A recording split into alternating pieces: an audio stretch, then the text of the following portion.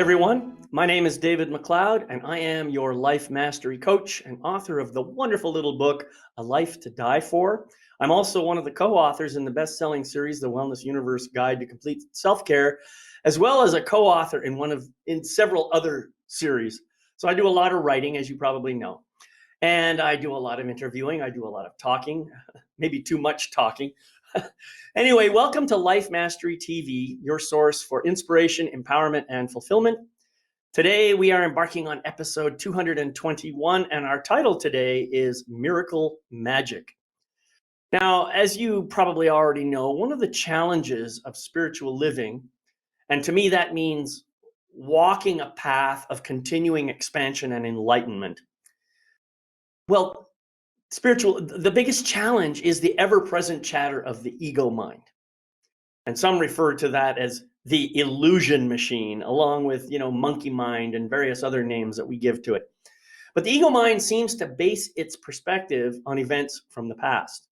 It often misremembers what actually happened and consequently twists things to fit its own desire to stay in control. This produces unending internal dialogue, warning us of risks, threats, and dangers that 95% of the time aren't even there. In other words, the ego mind creates false ideas about what might be right around the corner, and most of those are complete illusions. So what I know for myself, and I believe it's true for you as well, is we always have a choice in every moment. We can give in, capitulate, cave in, if you like, to the illusion, in essence, abdicating our spiritual sovereignty, or we can rise above it by reminding ourselves who we really are and staying connected to the truth. The right choice, that is the one that serves our spiritual evolution, can be seen as a miracle all by itself because it takes true awareness and self-love.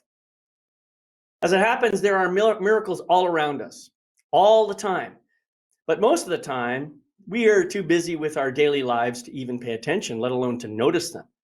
The irony here is that most of the busyness we experience in our life is the result of paying too much attention to our ego minds. Isn't that the way it goes, right? Well, if we pause long enough to reconnect to our soul, we immediately become more aware. And we immediately begin to see the miracles that we may have missed before. So today, for this episode of Life Mastery TV, I've invited back my friend, Reverend Tomás Garza, who knows a lot about miracles. As a lifelong meditation practitioner and teacher of A Course in Miracles, Tomás brings a wealth of knowledge on the topic. So we're going to dive into this subject of miracles as deep as we can today in an hour, and we're going to find out how we can become more aware of them and how we can even create them in our lives. So please join me in welcoming back Tomás Garza to our show. Welcome, Tomás, and so glad to have you again. David, thank you so much. I'm so delighted to be here. I really appreciate the invitation. The last time I had so much fun. I'm looking forward to this discussion today.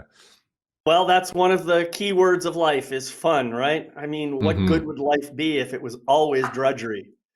And I think we often take some aspects of our lives, maybe many of our aspects of our lives, far too seriously in my mind. And sometimes we just have to take a step back and laugh and find the joy in every single moment. And that is, in my mind, one of the biggest miracles available to us. Would you agree with that? Yes. Yes, most definitely. And it's one of the most accessible and one of the most overlooked also.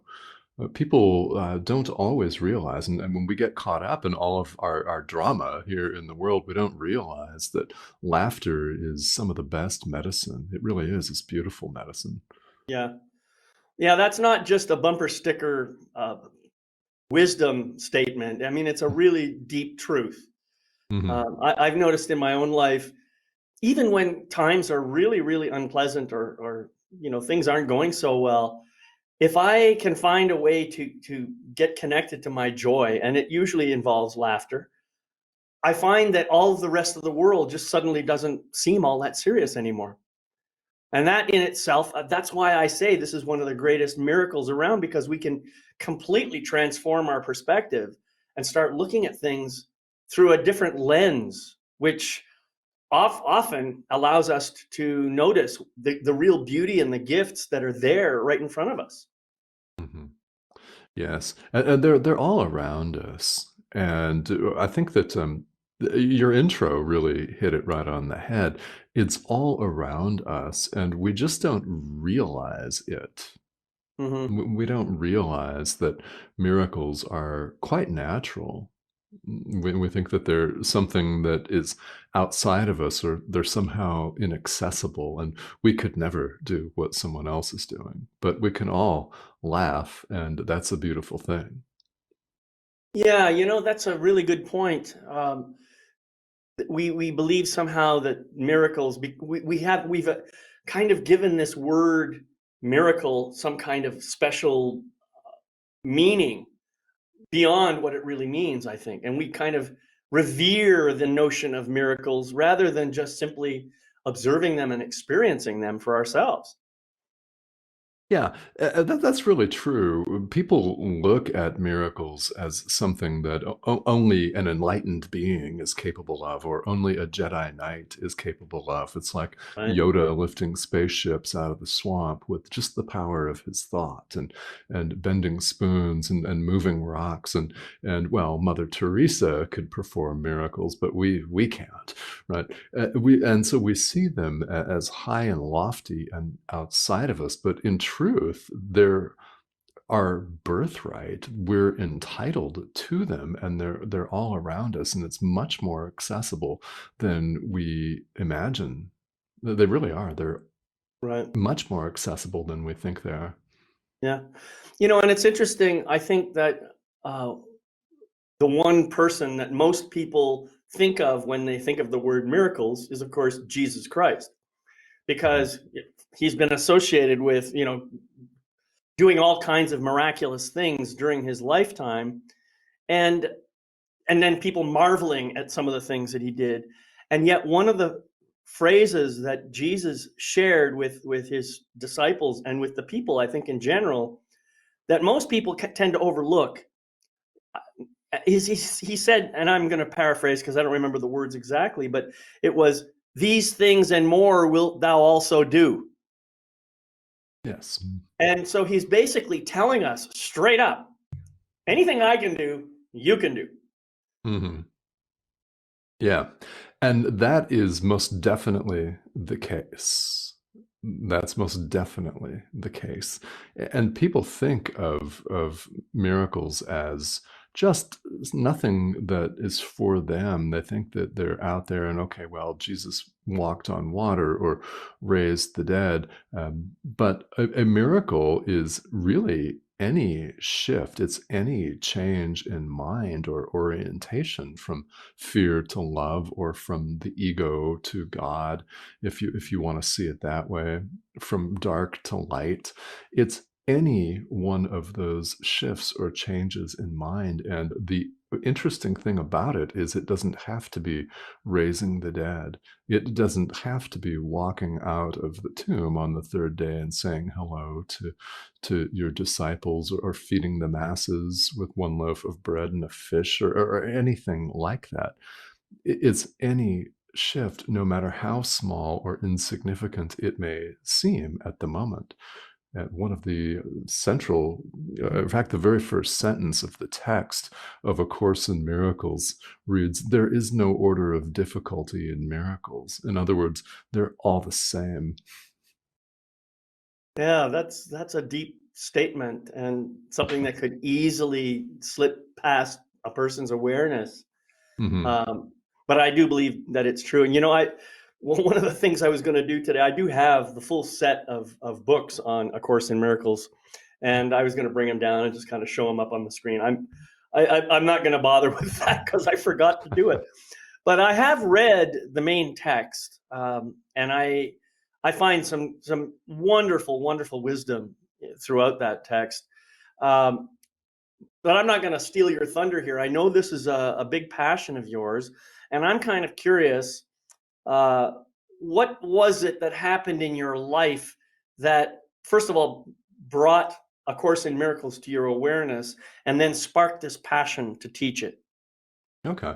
Well, that's a very interesting. It's a very interesting and long-standing story, and this has been the foundational centerpiece of my own spiritual practice for the last decade. So it's been 10 years, and I've been teaching it since 2018, so half that time, roughly.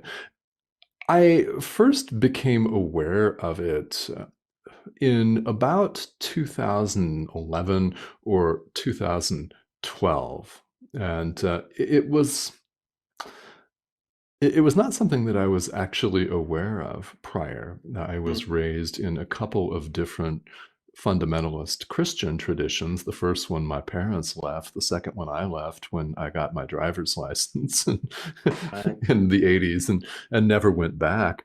But I have been deeply deeply oriented or deeply interested in spirituality my entire life. That has been the foundational centerpiece of everything, really. And I've studied Buddhism. I studied Buddhism for many years and practiced, which served to me as a confirmation, as a reconfirmation, if you will, about some of the ideas of miracles and the ego and the fact that this world that appears so concrete to us is in fact a dream. And it Mm. just checked all kinds of boxes. And I recognized that I was remembering things. And I heard about A Course in Miracles from actually from the stage at a Wanderlust festival in Squaw Valley in 2012. My wife and I went down to a yoga festival in the Sierras, and lo and behold, one of the invited speakers was Dr. Wayne Dyer, which was really cool. And I got to just sit and listen to one of his talks for 90 minutes. And he mentioned A Course in Miracles not one, but several times. And it just kind of it awoke something inside of me. And I knew that this was something that I needed to check out. So when I Nice. did, it was, I knew right away that it was exactly what I was meant to study and practice. And for the rest of this lifetime, it was what I was looking for. And I was in my 40s when I found it. So you just never know. Right. Yeah, that's a beautiful description of your journey and how you came into this. I had a similar experience myself. I think it was 1998 or 99 or somewhere in that time frame that I came into contact with Neil Donald Walsh's book, Mm, Conversations with God. yeah. And I had been brought up in a pretty strict fundamentalist kind of religion, but my parents were not the kind of people who actually participated in the religion themselves. They just made sure that I did, you know. So the Mhm. hypocrisy of that really got me questioning the whole religion thing. And I knew that I just know in my heart, and I'm sure this is true for most people, I know in my heart that there's something far, far bigger than just this physical world. And we'd be foolish if we just think that we have this short life experience and then bang, we're dead, we disappear, we're gone forever. None of that just makes any sense. So in my search, it was the conversations with God that kind of got my attention. And in that book, Neil Donald Walsh talked about Marianne Williamson, who had written a book with somebody else called Gifts from A Course in Miracles. And I picked that book up and I read it and I said, this is obviously just snippets. I want to get to the actual material. So Mhm. I found out about it that way and started reading it. And I found it very illuminating in many ways. There's a lot of beautiful, powerful wisdom in those books. And at the same time, I found myself, I guess it was my own ego mind, in resistance to some of what was being taught. Mhm. So, I had to go through my own growth spurt. But eventually I came around and I now see A Course in Miracles as it's obviously channeled writings I don't remember the name of the woman who did the actual, who received the information, but she and her partner, he did transcription, I guess, and she did the Yes. channeling or something like that. Right. Yeah, Yes. and but what seems to be the case is that many of the words and phrases and concepts are attributed to Jesus in spiritual form. And that part I found interesting. So she's basically, according to these two people, she's channeling the wisdom of Jesus directly, and this is A Course in Miracles. Is that your understanding of it? Yes. Yes, it's definitely channeled material, and Helen Schuckman was the woman That's right. that Yes. received the material, and William Thetford, her colleague and friend, is the one that transcribed her shorthand notes. So she would take notes in shorthand, and then he would transcribe it, and this series of teachings became what we know today as A Course in Miracles. And yeah, and Helen, during all of this time, and these messages came over the period of years, she simply referred to the voice doing the speaking as the voice, and the voice later identified itself as Jesus. Yes, most definitely.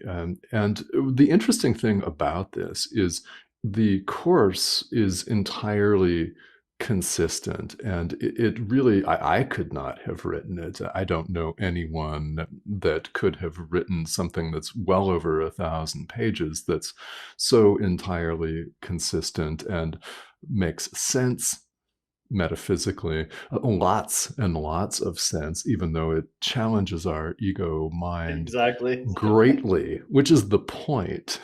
Right. So, That's yeah. exactly right. Yep. Yep. Well, it's fascinating. I have another friend, Lina Orlando. I don't know if you know her, but Yes. you do know Lina? I Yeah. do. Yeah, she also teaches A Course in Miracles, and she's been doing it for quite a long time as well. And she's an amazing person, and I just love having conversations with her, um, just as I enjoy having a conversation with you. And the only reason Mhm. I'm bringing it up is because she says exactly the same things you do. She doesn't seem to, uh, what's the word I want to say? She doesn't treat this as a religious text. She treats it as a I wouldn't even call it a spiritual text, but as a kind of a doorway into spirituality. That's how she looks at it, and I find that an interesting perspective. Yeah, Perspective. it is. I mean, really, it's definitely not a religion. It's not a cult. It's not a religion, because the world doesn't need that, for sure. We got enough of Right? those already. No, we got enough of that. But what it is a self-study curriculum. It's Right. self-study. So one takes what one wishes to take. I mean, you take what you're willing to take at a given time. And it can be something that someone adopts wholeheartedly as their primary practice, or it can be an adjunct. And it's a great adjunct for a lot of people. If people want to keep their own spiritual tradition, whether it's one of the major world religions or something else, they're welcome to do that. And there are plenty of people that use this material to augment their own walk in another tradition or set of traditions. And it's complete in and of itself. It's all about our setting the ego aside and awakening to truth, allowing truth to be just as it is. So that's really the genius of it, is its self-study, and there's no central authority or anything like that governing your behavior in the world. It's not about that at all, which is refreshing. Mm-hmm. Yeah, it's quite an amazing compendium of writings for sure. Mhm. And I know that they've created multiple different volumes. So you have the basic text volume, and then you have a teacher's guide, I guess, which is designed to help people who want to teach this to use the material and present it in a specific way. But what I found interesting is that that teacher's book is almost as thick as the original text volume itself. Uh, I find that fascinating. Yeah, it's really interesting. There's three main component parts. There's the text that just it outlines the thought system, which is what A Course in Miracles is. So too is the ego and ego clinging. That's a thought system. So this is it outlines that, and then there's the manual for teachers, which is really an interesting component. That is like a Q&A session with Jesus, and he's answering questions that may come up on the path. Then there's the workbook for students, which is famous or infamous as the case may be, and that's a series of 365 daily ideas or lessons with some instructions for practice, and that makes the course highly practical. I mean, really, it makes it a course right there, and where someone chooses to start is really up to them. But those are the main components, and then there are a couple of supplements that are really beautiful and quite fascinating as well. So, yeah, it's there's a lot there. Yeah, that's right. Yeah. So now earlier you said something that I resonated with a lot, and I want to bring our attention back to that. I was going to ask you to define a miracle, but I think you kind of did that. You basically said that a miracle is any shift, and I like that you pointed it out. It's a shift from fear to love. That's really what a miracle is. And of course, we transcribe that or transliterate it or translate it into something else, such as movement from darkness to light, or evil to good, or whatever other phrases. I Right. find it interesting that I like going from fear to love. That one resonates for me. But I think that there's nothing wrong with darkness, and there's nothing really special about light. In fact, one can't exist without the other. So uh, one person I like a lot, his name is David R. Hawkins. I don't know if you've heard of him or read any of his work, but he talks about, in his book Power versus Force, he talks about this idea of light. He says we in our physical world, in our ego mind world, tend to think of things in terms of polarities. So we have darkness and we have light, but in reality, it's just a continuum from one to the other. You have more light or you have less light, and it's the same thing. It's like a thermometer. You know, we have this notion of hot and cold. Well, my idea of cold might still be hot for you.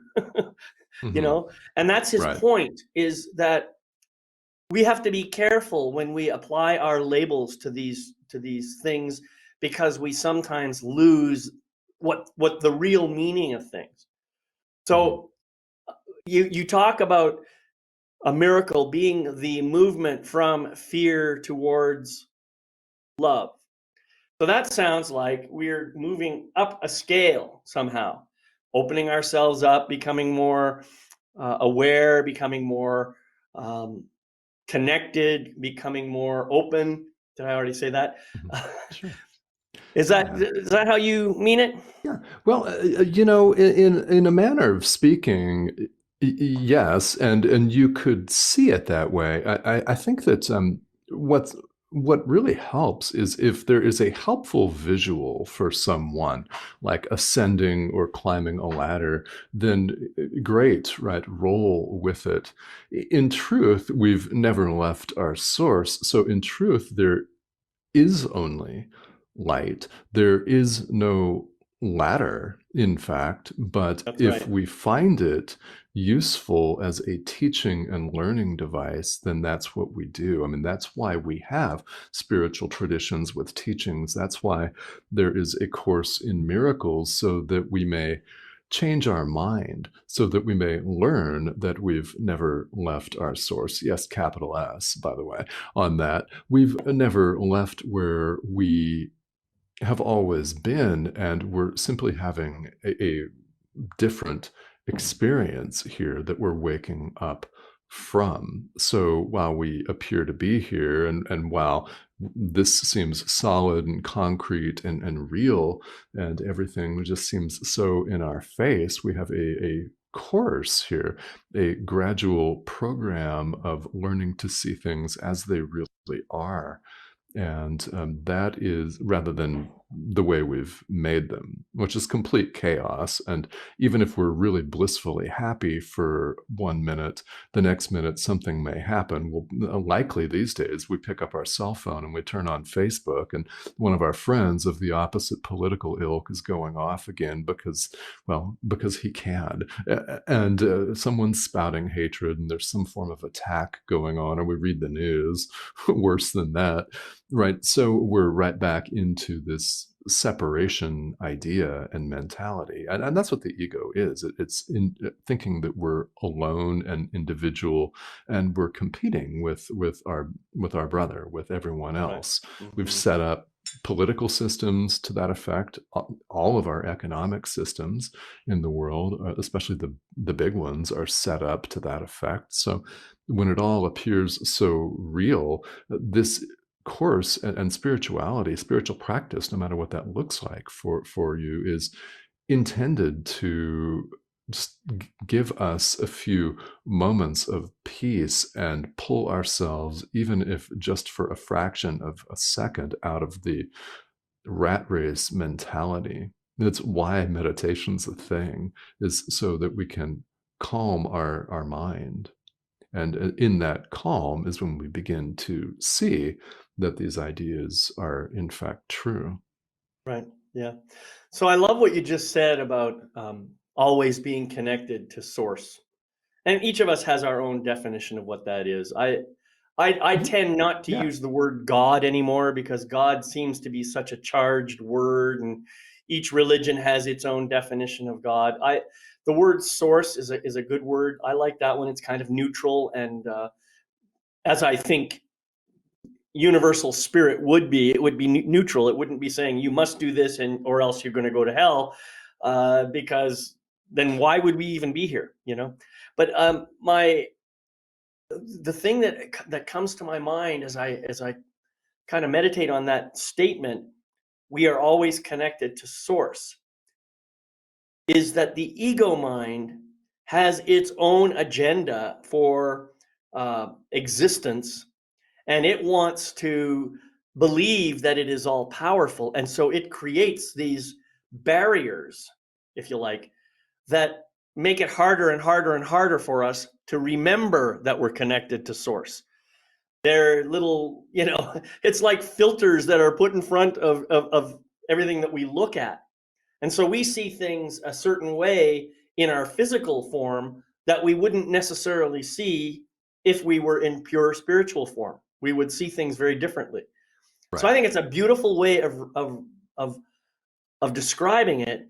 And the other thing that this brought up for me is a remembrance that one of my favorite definitions of fear is a perceived separation from love. That's all it is. Yeah. We have this, when we're afraid, we think we're separated from love. And if we're separated from love, we then believe that we're separated from source, because love and source are the same thing. Mm-hmm. Yes. Yeah. I mean, that nails it. It's a perceived separation Correct. from love, from source. From, if people prefer God, it's the same thing. Right. Whichever word you want to use, that's all there is. Only that, and it is, any separation is a mistake. It's a perceived separation that's not actually there. And we've gotten so caught up in all of these perceived separations and all of the many micro separations and degrees and gradations and complications of the world, that it is like putting one layer or an opaque glass up in front of our vision that distorts our vision and blocks it, and so we can't see things as they really are. And spiritual practice is about removing those That's one at right. a time if you have to. Yeah. Yeah. Well, and that's often the case, isn't it? And the problem is, Yes. I think most of us don't even realize we're just living our lives. We're just doing the best we can, and we're Yeah. trying to, get by, make it to the end of the week. Have more money at the end of the month than month at the end of the money. That's Hmm. the way that a lot of people live their lives. Sure. And and so consequently, it's hard for them to realize, I do have a spiritual essence. I am connected to source. I Yeah. The thing is, what's beautiful, and I've had this experience, and I'm certain you have as well. Once you get to the awareness that you are in fact connected to source, then everything else just doesn't matter anymore. Yeah, maybe you are a little hungry. Well, so what? You're going to be taken care of because source always takes care of you. And I don't know about you, Tomás, but I can think of many, many times in my life when I was out of work, I didn't have a house to live in, and I was bouncing around from place to place. Somehow everything always worked out because I just trusted that the universe was going to take care of me somehow, or show me how I can take care of myself. Mhm. That's that's all it really Right. takes, is just peeling off some of those layers and getting back to the Yeah. truth of who you really are, recognizing source is everywhere and you're connected to it all the time, and then just allowing source to provide for you. Hmm. Yes. And it becomes easier in time, doesn't it? The more That's habituated right. we become to it, because it becomes clear that that's all there is. So, of course, it's going to show itself.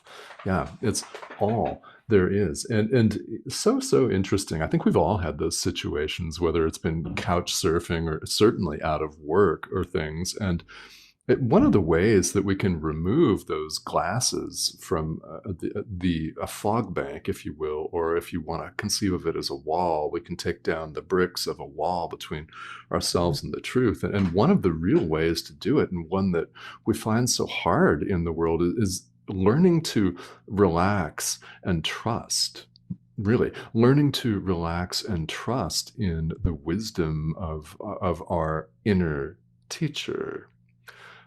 And you can call your inner teacher whatever you want. It's the Holy Spirit in A Course in Miracles, but you could, Buddha or Jesus could be your inner teacher, or you could call your inner teacher Mike or Elvis or something if you wanted to.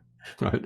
It's this That's part right. of your mind that speaks That's right. for the truth, that speaks truly. In A Course in Miracles, the Holy Spirit's often known as the voice for God, which speaks for truth for us.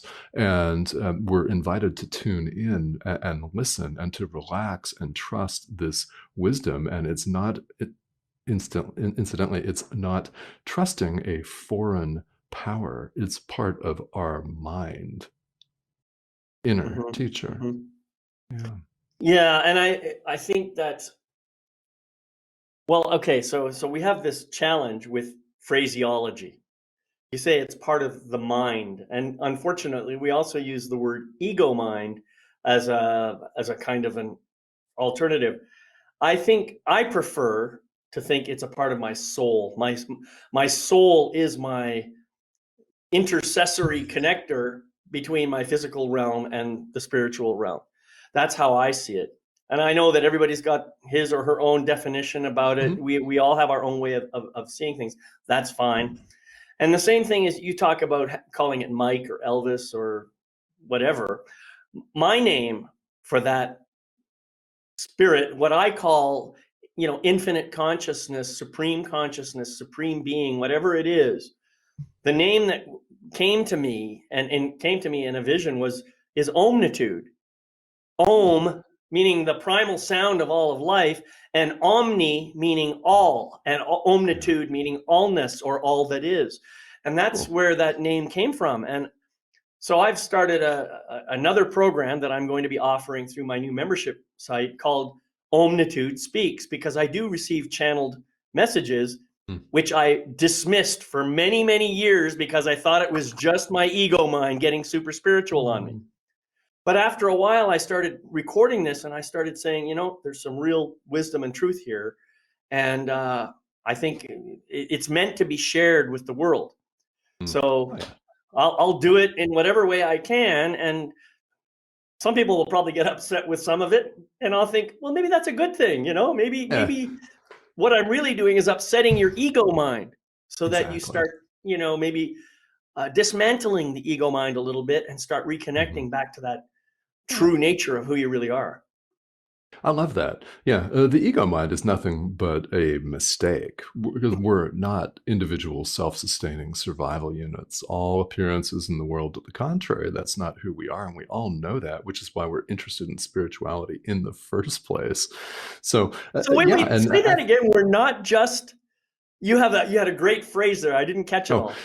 it's individual self-sustaining survival units. That's what we think we are. Individual self-sustaining survival unit. I Mm, that's yeah. so that does You sound know, like a very ego-based kind of statement for sure. yeah, well, it is, and it is so funny. I am not the originator of that term. I first ran across it in a woman's resume in the 1990s, and I identified herself as an individual self-sustaining survival unit.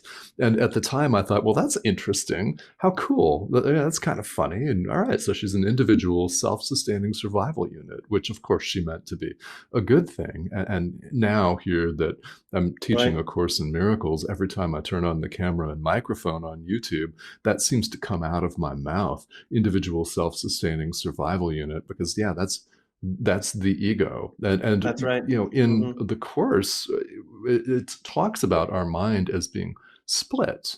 There is a part that listens to the voice for God, for source, for truth, the Holy Spirit, and then there is a part that thinks it's running off individually, the ego mind, and all of our practice is learning to disidentify with the ego. And by the way, I'm glad that you're beginning to offer these teachings on a membership site because yeah, that kind of, in a lot of ways, what you've just described mirrors my starting my own YouTube channel, because for a long time I just thought, oh, nobody's really going to watch. Well, lo and behold, it's growing, and I love that you just kind of say what you're instructed to say, right? I mean, that's what happens when you're channeling a message, is you don't know what's going to be said. And of course it's going to, if it angers some people, that's perfect. It's their ego that's on the run. So if I get a thumbs down on a YouTube video, I know I've done something right. you That's know? right. I mean, say it lovingly, but hey, right? So I'd like to now segue a little bit into, first of all, we've been talking about ego mind and soul as two components.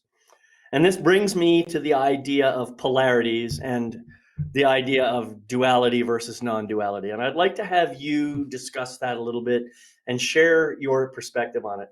Please help us understand what you mean by those terms and Yeah. how they apply to us in our daily life. Okay.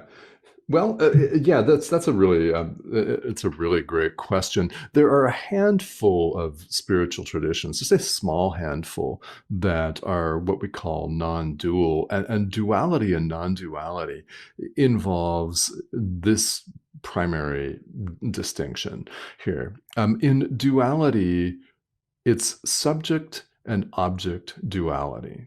We perceive ourselves as an individual self-sustaining survival unit, and everyone else is also an individual self-sustaining survival unit. So there is the perceiver, ourselves, and the perceived, everything that appears outside of us. There are two in this way of thinking: me and you, us and them, right? One political entity versus another. And this is the world as we appear to inhabit it, full of conflict and division, full of duality, where there is a separate subject and object. Non duality is the recognition, and it is a recognition that there is no separation of any kind. There is no separate other. So when people say, when you hear someone say, your brother is you, they mean that as a literal spiritual truth. We're not the physical body, first of all. And I think that we deep down know that, even though we experience its injury and illness and decay, and it has needs that we cater to and all of that. Deep down, it's not who we really Right. truly are. And we all deep down know this. There's a call that goes out to all of us all the time. And why we see so few people appearing to practice spiritual traditions in the world is because not everyone's listening to the call. Right? And that there are people that just aren't ready to do it at the time, and so be it, right? That is what it is. But non-duality is there is no distinction. So between subject and object, there's no separation between us and our brother. There's no separation between our source and us, between God and us. There's no separation of any kind ever, anywhere. And that's non-duality. And there are only a few spiritual traditions that really espouse that. So our reality is, in fact, beyond all concepts. It's beyond labels and it's beyond words and all of that. And if that sounds like it's inaccessible, actually, it's not inaccessible. This can be experienced. In other words, this reality, truth, can be experienced and known even here in the midst of our daily lives. And once, I will say that once you've had a glimpse or two of this, then you really aren't going to be able to go back to the way things were, because you'll end up deeming that unworthy of you, really, and completely unsatisfying. Yeah, beautiful, beautiful.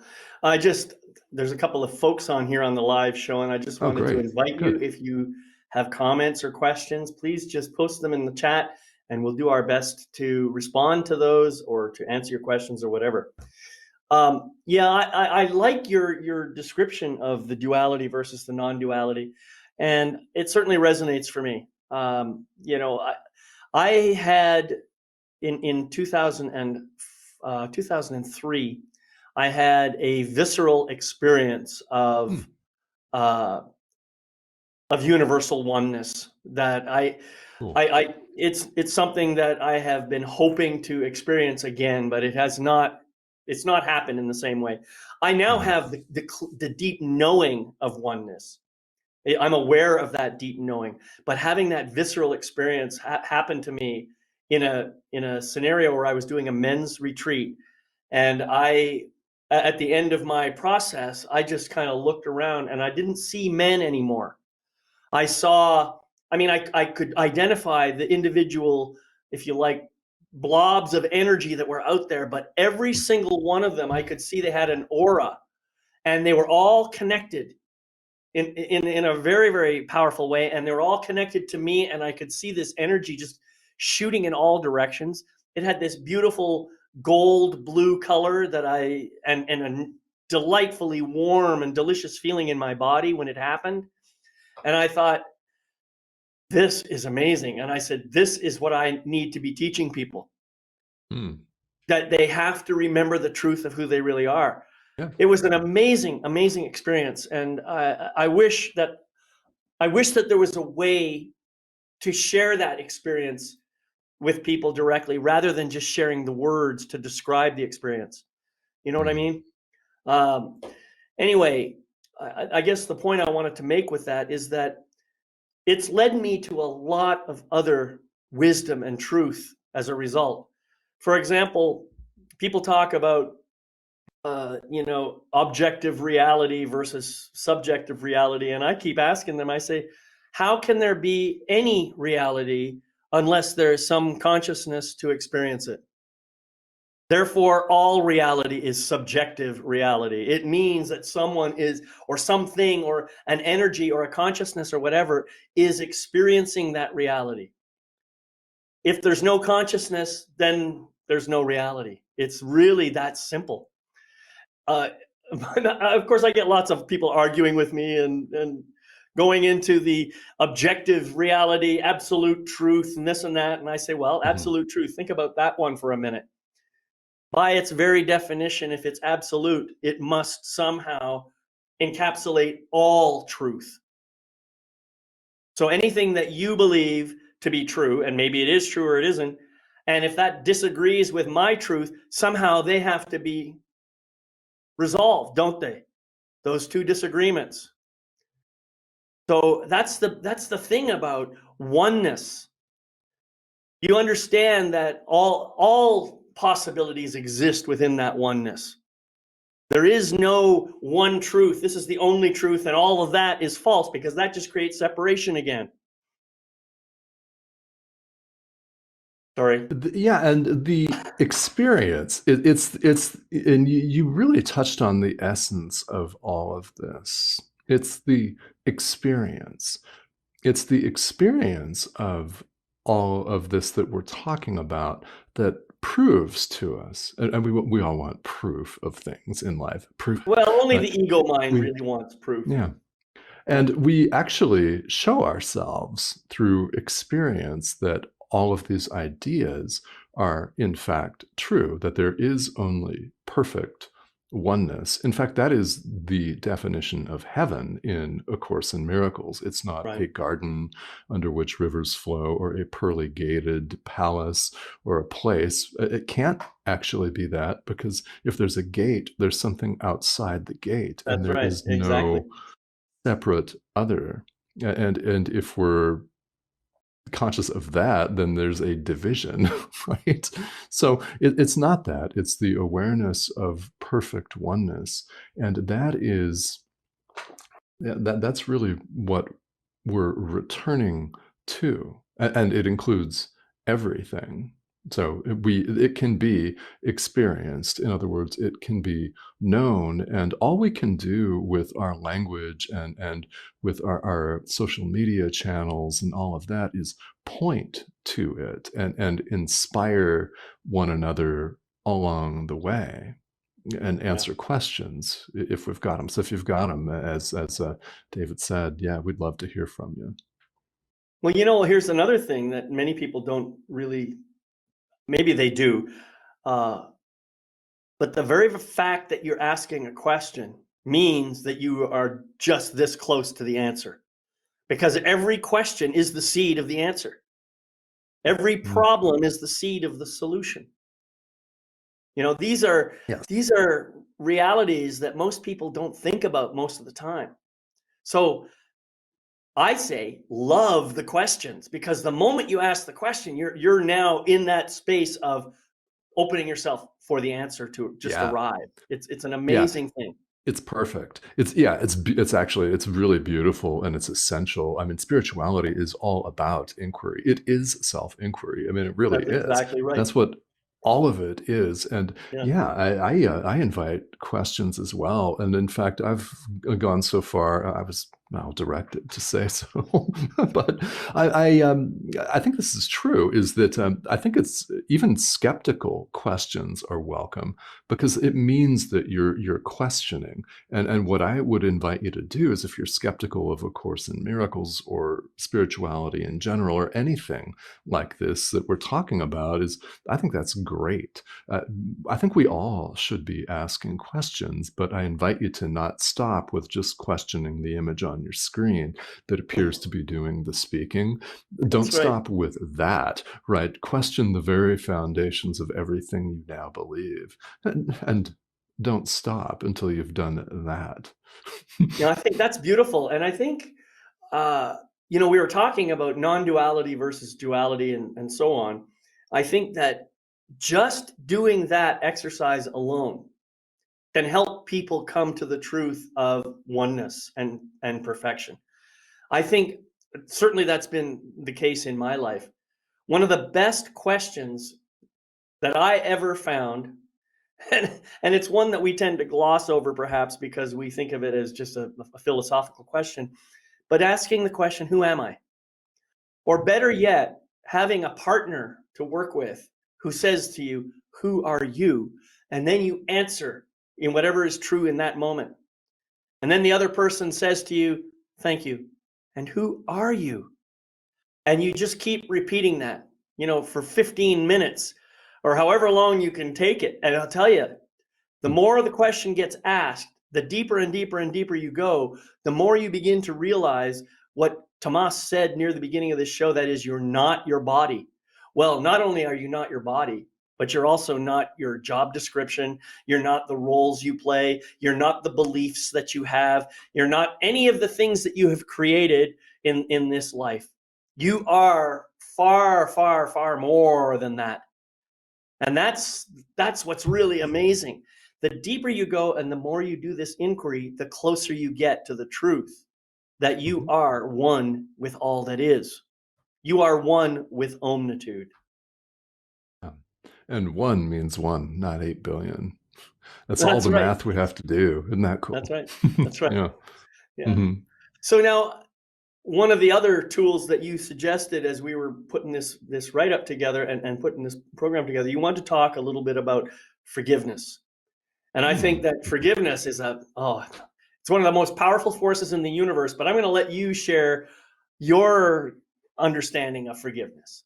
Okay. Yeah, thank you. This is really, really key, and it causes students of A Course in Miracles probably the most consternation, and it's understandable why that is. However, it is the practical centerpiece of the course. This is our work, it's our function, and we don't mean forgiveness as just the way the world sees it, because often there's a string attached. I invite you to think of your parents. I think of my own mother when she was alive, who was an expert at forgiveness with conditions, with strings attached, such as, okay, you've been an evil little boy. I'll forgive you this time, but if you ever do it again, I'll never feed you again, and I'll cancel your birthday. And there were all sorts of conditions. And so what does that leave you, right? What does that leave you? It leaves you with a feeling that there's a hierarchy, that there's a forgiver who's somehow superior, and they often see themselves as completely superior to the one forgiven, whom they stoop to forgive. They deign to forgive you for your transgressions against them. And the one that's forgiven is often left in a state of feeling less than, which is not cool, and it maintains a sense of separation. True forgiveness, as we practice it in A Course in Miracles, looks beyond this sense of separation. So we're invited to see when someone does something, when we forgive them this way, we're looking beyond whatever it is that caused us discomfort, whatever it is. I mean, let's say you're scrolling your social media news feed and you've got that friend, we all do, that believes differently than you, let's say in politics, and he or she posts whatever comes to mind because they have a platform with which to do it. So here you go. And it causes you to think nasty thoughts about them, to lash out and blame or call them names. It makes you uncomfortable. So when we would forgive this person under the principles of A Course in Miracles, we forgive not only them, but we forgive ourselves for dreaming all of this, because there is oneness, only perfect oneness. So there is one mind, and we're the ones that have dreamed this up. So we forgive not only them, but ourselves, and acknowledge that there's never been any separation of any kind. This is Yeah. part of it. And then we release this to our inner teacher. We release all of this deep inner fear or guilt or whatever it is. This is all something that's playing out on the screen of life, if you will. And what we see and seem to experience here are the images on the screen that we forgive, because who we really are has never left our source. There is only perfect oneness, and it's our recognition of that. And that, incidentally, is the way here in the world that we share this experience of the interconnective light, so to speak. We're acknowledging the truth about our brother, which is the same as acknowledging the truth about ourselves. Why? Because there's only perfect oneness. And this is something that quite naturally generates extraordinary resistance. And what Certainly, yeah. people say to me, I mean, what people say to me all the time is, well, do I have to forgive my abusive ex? I'm not ready to do that. And I say, okay, well, then don't do that today. right? We're invited. Exactly. I mean, really, right? We're invited in spirituality to start where we are. I mean, that's one of Pema Chodron's famous book, Start Where You Are, right? And it Right. is a saying in many traditions. And it's true, because if you're not capable of forgiving a historical dictator right now, or forgiving your abusive ex, or, I mean, maybe you're going through a divorce and it's not fun right now. So do what you're capable of. I mean, forgive yourself for spilling coffee on your pants, or forgive the wind for picking up and littering your pool. You know, it's doing its thing. It's just the wind, right? So we don't allow things to ruin our day necessarily, and start with Right. what you feel capable of, and then it really does go from there. Yeah. Yeah, I think there's a lot of stuff there that you mentioned that we can go on to another tangent for Yes. hours. But I think one thing that I will say is, um, anytime I resist or I find myself in resistance to forgiveness, well, it's only my ego mind that's in resistance. My Mhm. ego mind has a story that if I forgive you, I am somehow making it okay for you to do what you just Ah, did. yeah. And my ego mind is saying, I'm not going to tell you that it's okay for you to do what you did, because it isn't Right. okay. That's what's going on Yes. here. If Mhm. I am aware of that, then I can say, oh yeah, I see what's going on here. My ego mind is so wound up with all this story about this other person. And the truth is, what the other person did triggers an awareness of some aspect of myself that I don't really care too much about. I am projecting something onto that person because of what he or she did, and I am Yeah. refusing to look at that aspect within myself. And therefore, because that's my ego mind talking, by the way. And as long as that ego mind is active and continues to do that, then forgiveness will be impossible. Once I can become aware of that and I can quiet my ego mind, and one of the ways I do this, by the way, is by listening to it. It's a Hmm. contrarian way of approaching it, but I listen to my ego mind and I say, all right, so what is it you're so upset about? Tell me. And try to be like the loving parent who's just listening. And more often than not, the ego mind quiets down, and eventually I can get down to the truth of what's really going on. And now I can begin to see that I'm projecting some aspect of myself that I don't like so much, and I am reluctant to forgive that part of myself. Hmm. So Mhm. any act of true forgiveness, forget about the conditional kind that Tomás was mentioning before. Any act of true forgiveness is ultimately a gift to me, my true self. It has Yeah. nothing to do with the other person at all. And if you can remember forgiveness in that way, it makes it so much easier to forgive, because now Yes. what you're doing is I'm releasing this attachment that I have, that you have to behave in a certain way, that you have to live up to certain expectations that I have, that if you don't do that, then I'm going to get even, I'm going to get revenge. I can release all that stuff through the power of true forgiveness. Mhm. Yeah. It's an amazing Yeah. thing. It's beautiful, and something as a practical matter that I think is important to mention is, if you're specifically forgiving another person, they don't have to know about it. Exactly. This is done in your mind. It is done at the level of the mind. And it's not like you have to write someone a long letter or an That's right. email. You don't have to text them, and you don't have to go over to their house for a long, tear jerking sit down conversation. There doesn't have to be any drama involved. You simply do it in your own mind. And Yeah. yeah, David, what you said is definitely true. You're forgiving yourself. You really are.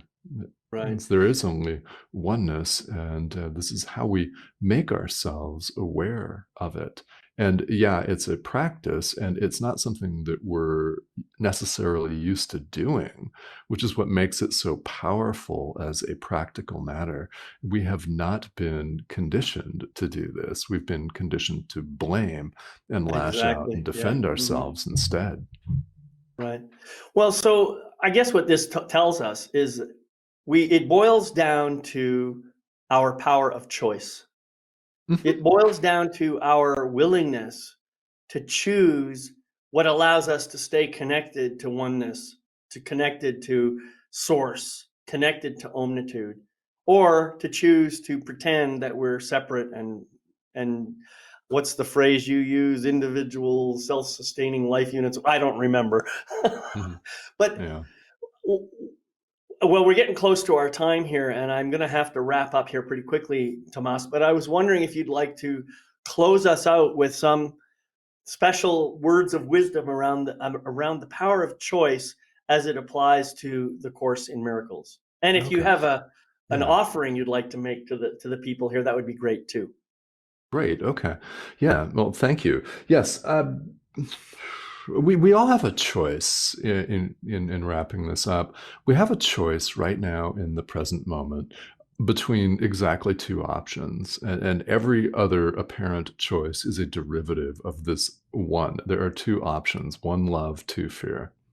And however we want to characterize that. We can characterize that as God or the ego, the Holy Spirit of the ego, self with a capital S or little s with all its limitations, and light or dark, life or death, however you want, truth or illusion, however you want to do that, that is the choice that we make in the present moment. And how you choose in the present moment influences that moment. And then, boom, we have the opportunity to choose yet again. And it's very easy on an intellectual level for us to grasp that the past is gone and the future isn't here. Yet we live our lives as though that's not the case.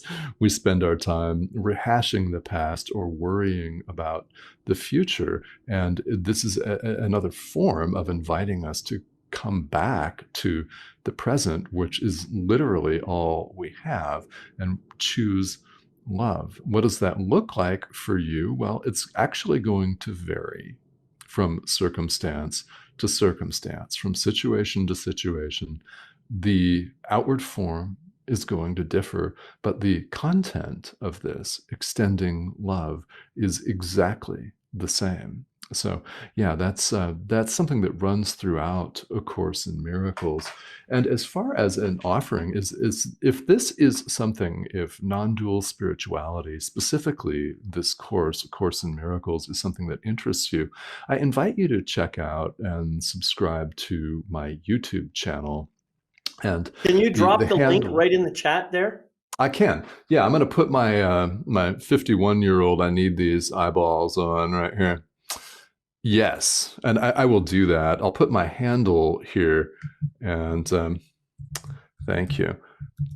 Yeah, this is where I what I do here is I record. I'm going through the text of A Course in Miracles right now, and I record 4 or 5 videos a week. They're all about 20 minutes in length, talking That's about A great. Course in Miracles from a practical standpoint. Because what's important to recognize is that I'm a student of the Course along with everyone else.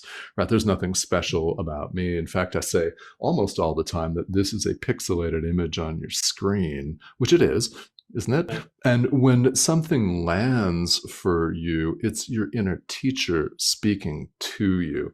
That's what's going on. So I'm talking instead of typing.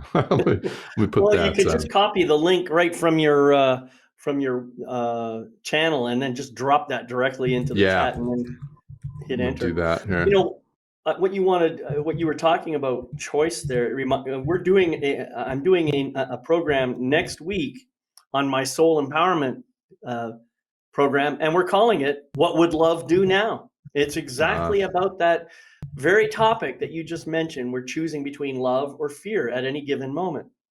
I think that's a beautiful reminder and an encouragement to people to look at.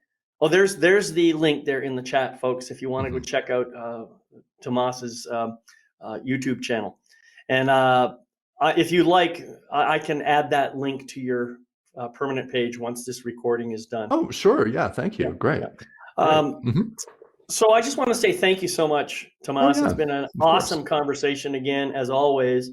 Uh, you inspire me because I just get so excited talking about the the material that we talk about. And Hmm. as I have suggested before, maybe there's a way for us to collaborate in a more formal way, to share with Hmm. people some of this teaching. So maybe we can talk Yeah, about that offline. I'd But love that. Yeah. yeah, so thank you again for joining me. Is there anything else you'd like to say before I close out? Oh, no, just thank you for having me again. It's a pleasure, and this is something that I always love to talk about. Right. Yeah, it's my favorite. Well, and I also like to talk about fine wines and stuff, but this Right. is this is a little bit more lasting, That's right? right. Yes. Yeah. Well, thank you again, Tomás. And friends, I just want to remind you that miracles are everywhere, if only Mhm. we care to open our hearts and souls to them. As we get used to experiencing miracles in our lives, we also become more adept at creating them. So I encourage you to raise your own awareness to all of the miracles around you and give yourself permission to bring even more of them into the world. So thank you all for watching today's program. And remember, you can catch the recordings of this and every other episode on my website at lifemasterytv.com. And before I close out, I'd just like to remind everyone to practice the life mastery mantra every day. And it goes like this: I gratefully forgive the imperfect being I have been in the past. I gratefully accept the magnificent being I am right now. I gratefully welcome the evolved being I am becoming in each new moment. So, until we meet again, my name is David McLeod. I am your life mastery coach, wishing you love, light, and blessings on your continuing journey. And I'll see you next time right here on Life Mastery TV. Bye bye.